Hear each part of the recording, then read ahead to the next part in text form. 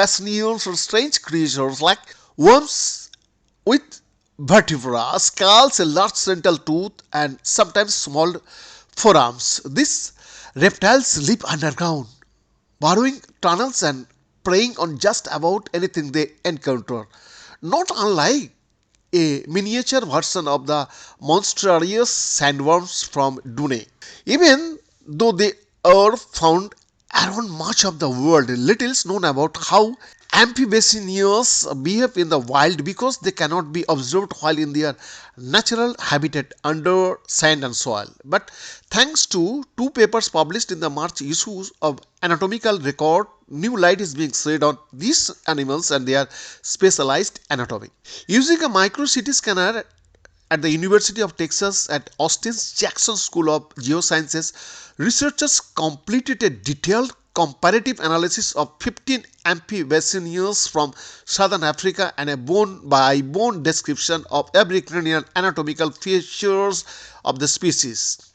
Yeah, Gygaspis quadrifrons. These were the most detailed studies of southern African amphibians to date, according to the researchers. By CT scanning these specimens, researchers were able to render individual bones as large 3D printed models. This made it possible for them to take a close look at bones such as the tabulus sphenoid, which is almost entirely inside the skull and almost impossible to see without this technology, said Christopher J. Bell, the lead author on the paper that delved into the skull anatomy of Gygaspis and a professor in the Jackson School.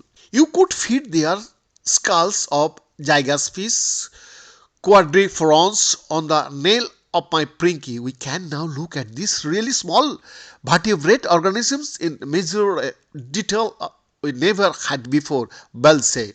The research began more than 15 years ago when Patrick J. Lewis, a co-author on both papers and paleobiology professor of Sam Houston State University, led a team of Bostonians on a mission to trap and study animals of all kinds. While digging and sampling the environment, they began catching amphibians. At the time, Lewis did not know how much about them. When one of his students handed him one, he said he was surprised that something that looked so much like a worm could be so strong. Be the report.